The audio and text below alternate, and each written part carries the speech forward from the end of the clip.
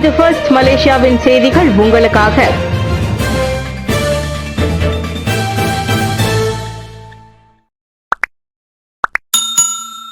Tun time குடும்பத்துக்கு சொந்தமான மெனாரா இல்ஹாம் கோபுரத்தை மீண்டும் சீல் வைத்த MACC. தலைநகரில் துன் டைம் சைனுடின் குடும்பத்திற்கு சொந்தமான மெனாரா இல்ஹாம் கோபுரத்தை மலேசிய ஊழல் தடுப்பு ஆணையமான MACC மீண்டும் சீல் வைத்துள்ளது. அரசு தரப்பு துணை தலைமை வழக்கறிஞரின் அனுமதியை பெற்று 60 மாடி அக்கோபுரத்திற்கு சீல் வைக்கப்பட்டது. 2001 பண மோசடி தடுப்பு, பயங்கரவாத நிதி எதிர்ப்பு மற்றும் சட்டவிரோத நடவடிக்கைகளில் பெறப்பட்ட வருமான தடுப்பு சட்டத்தின் கீழ் அந்நடவடிக்கை எடுக்கப்பட்டுள்ளது. துன் டைம் குடும்பம் தொடர்பான சொத்து குவிப்பு விசாரணையின் ஒரு பகுதியாக இந்நடவடிக்கை எடுக்கப்பட்டிருப்பதாக நம்பப்படுகிறது. இதற்கு முன் 2023ஆம் ஆண்டு டிசம்பரில் அக்கோபுரம் சீல் வைக்கப்பட்டது. சீல் வைப்பதெல்லாம் விசாரணையில் சகஜம் என ஒன்றென MACC தலைமை ஆணையர் தான் ஸ்ரீ அசாம்பாக்கி அப்போது கூறியிருந்தார்.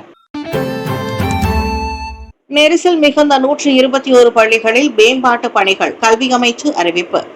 கூடுதல் வகுப்பறைகள், உள்கட்டமைப்பு வசதிகள் மற்றும் தேவையான உபகரணங்களையும் பெறுவதற்கு நாடு தழுவிய அளவில் 7 மாநிலங்களை உட்படுத்தி நெரிசல் மிகுந்த 121 பள்ளிகள் அடையாளம் காணப்பட்டுள்ளன.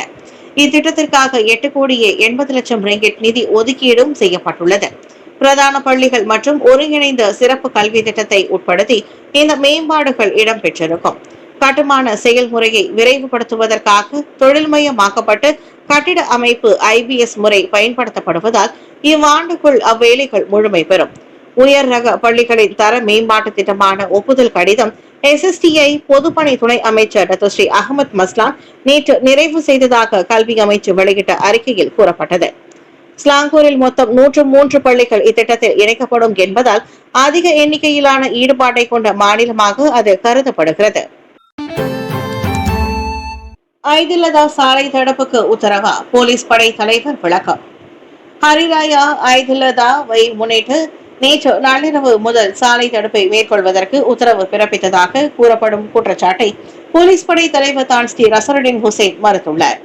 இது உண்மை அல்ல என்றும் அப்படி ஒரு உத்தரவு பிறப்பிக்கப்படவில்லை என்றும் அவர் கூறினார். முன்னதாக நேற்றிரவு சாலை தடைகள் குறித்து போலீஸ் படை தலைவரின் அறிக்கை என கூறப்படும் ஒரு பதிவை இணைய பதிவேடு ஒன்று முகநூலில் பதிவேற்றியது.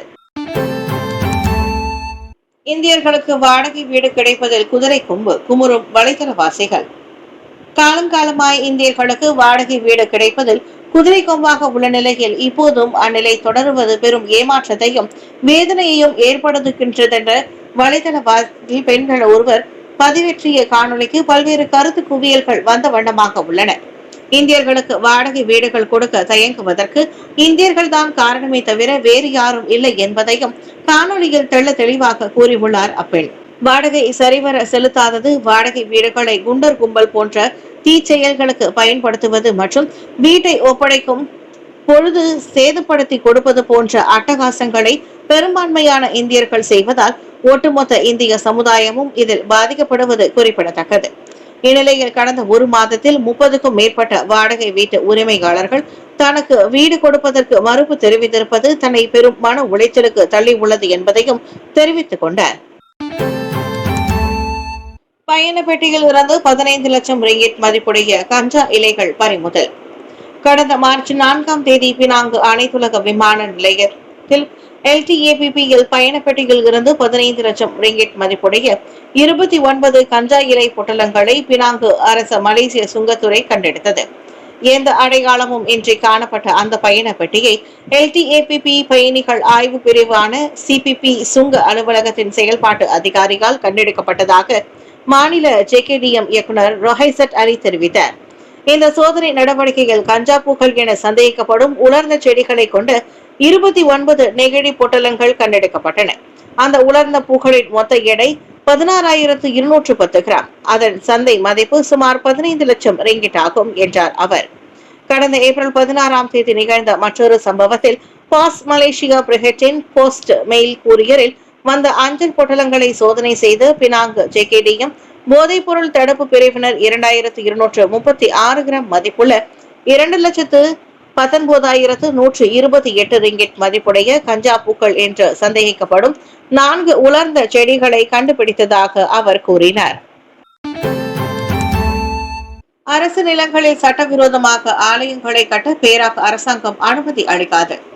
அடுத்த 5 ஆண்டுகளுக்குள் அரசாங்கத்திற்கு ஒதுக்கப்பட்ட நிலங்களில் சட்டவிரோதமாக ஆலயங்களை கட்டுவதற்கு மாநில அரசாங்கம் இனி அனுமதி அளிக்காது.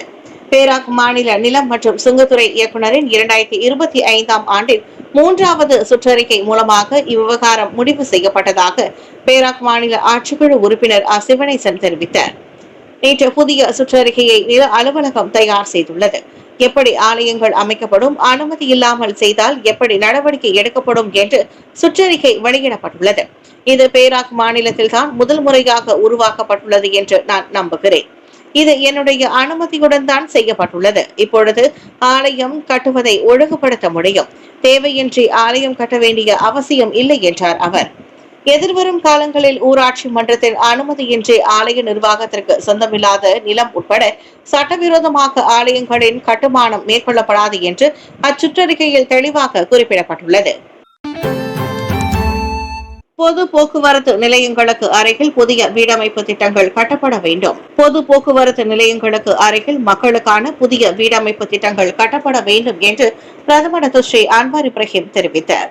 பொது போக்குவரத்து நிலையங்களுக்கு மேலே அல்லது அருகில் புதிய பொது வீட்டு வசதி திட்டங்கள் உருவாக்கப்பட வேண்டும்.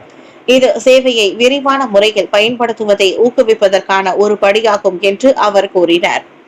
இத்தகைய வீட்டு வசதி மேம்பாட்டின் கருத்து குறைந்த வருமானம் கொண்ட குழுவிற்கு அதிக வீட்டு வசதியை வழங்குவதோடு மட்டுமல்லாமல் மிகவும் நிலையான கட்டமைக்கப்பட்ட நகர்ப்புற வாழ்க்கை முறைக்கு வழிவகுக்கும் என்று பிரதமர் ஆலோசனை கூறினார். பொது போக்குவரத்து நிலையங்களுக்கு மேலே வீடுகளை உருவாக்குவதற்கான திட்டம் உள்ளது. ஆனால் அதற்கு சில சட்ட திருத்தங்கள் தேவைப்படுவதால் தற்போது அது பரிசீலனை அளவில் உள்ளதாக அவர் குறிப்பிட்டார். மெனாரா பிரசன்னாவில் நேற்று நடைபெற்ற மடானி மலேசிய ஆய்வாளர்கள் மன்ற கூட்டத்தில் பேசிய நிதி அமைச்சருமான டாக்டர் ஸ்ரீ அன்வார் அவ்வாறு கூறினார். செயற்கை மருந்துகள் கொண்ட வேப் திரவங்களின் விற்பனையை MCMC கண்காணிக்கும். மின் சிகரெட் அல்லது செயற்கை மருந்துகள் கொண்ட வேப் திரவங்களின் ஆன்லைன் விற்பனை அதிகரித்து வரும் நிலையில் அதனை கண்காணிக்க தகவல் தொடர்பு ஆணையம் MCMC உத்தரவு பிறப்பித்துள்ளது என்று தகவல் தொடர்பு அமைச்சர் டாக்டர் ஃபாமி ஃபாட்சில் கூறியுள்ளார். இந்த அமலாக்கம் சுகாதார அமைச்சகத்தின் MOH அதிகார வரம்பிற்கு உட்பட்டது என்றும் தடை செய்யப்பட்ட பொருட்களின் ஆன்லைன் விற்பனையின் முடிவுகள் குறித்து MCMC விளக்க அறிக்கையை தயாரிக்கும் என்றும் மேலும் அவர் தெரிவித்துள்ளார். முன்னதாக மலேசிய காவல்துறையினர் மேற்கொண்ட பரிசோதனையில் வேப் பயன்பாட்டிற்கான செயற்கை மருந்துகள் விற்பனையை கண்டறிந்துள்ளனர் என்பது குறிப்பிடத்தக்கது. ஜொஹூர், தெலங்கானா, கிளந்தான், பெர்லிஸ் மற்றும் கெடா உள்ளிட்ட பல மாநிலங்கள் வேப் விற்பனையை தடை செய்ய தக்க நடவடிக்கைகளை மேற்கொண்டு வருவது பாராட்டுக்குரியது ஒன்று என்கிறார் ஃபாமி. 8 அரசியலமைப்பு கேள்விகளை கூட்டரசு நீதிமன்றத்தில் பரிந்துரைக்கும் விண்ணப்பம் நிராகரிப்பு. அன்வார் மேல்முறையீடு செய்தார். 8 அரசியலமைப்பு கேள்விகளை கூட்டரசு நீதிமன்றத்திற்கு பரிந்துரைக்கும் தனது விண்ணப்பத்தை நிராகரித்த உயர்நீதிமன்றத்தின் தீர்ப்பை எதிர்த்து டாக்டர் ஸ்ரீ அன்வார் இப்ராஹிம் மேல்முறையீடு செய்துள்ளார். புத்ரஜயாவில் உள்ள மேல்முறையீட்டு நீதிமன்றம் பதிவகத்தில் மெசரிஸ் ஜைன் மெகட் வழக்கறிஞர் நிறுவனம் மூலம் தனது மேல்முறையீட்டை PKR தலைவருமான அன்வார் தாக்கல் செய்தார். அன்வாரின் வழக்கறிஞர் டாக்டர் ஸ்ரீ கே ராஜா சேகரனை ஊடகங்கள் தொடர்பு கொண்ட போது அவர் இதனை உறுதிப்படுத்தினார். உயர்நீதிமன்றத்தின் தீர்ப்புக்கு பிறகு உடனடியாக மேல்முறையீடு செய்யப்பட்டதாக அவர் கூறினார். 8 அரசியலமைப்பு கேள்விகளை கூட்டரசு நீதிமன்றத்திற்கு பரிந்துரைக்கும் தனது விண்ணப்பம் தனிப்பட்ட விலக்குரிமையை பெறவோ அல்லது சட்ட மறு ஆய்வை தவிர்க்கவோ அல்ல என்று அன்வார் கூறினார். அரசியல் ரீதியாக ஊக்கமளிக்கும் நோக்கங்களுக்காக அல்லது நிறுவனங்களை சீர்குலைக்கும் வழக்குகளிலிருந்து மிக உயர்ந்த பொது பதவி பாதுகாக்கப்படுவதை உறுதி செய்வதற்கான தேவையின் அடிப்படையிலும் இந்த விண்ணப்பம் உள்ளதாக அவர் கூறினார்.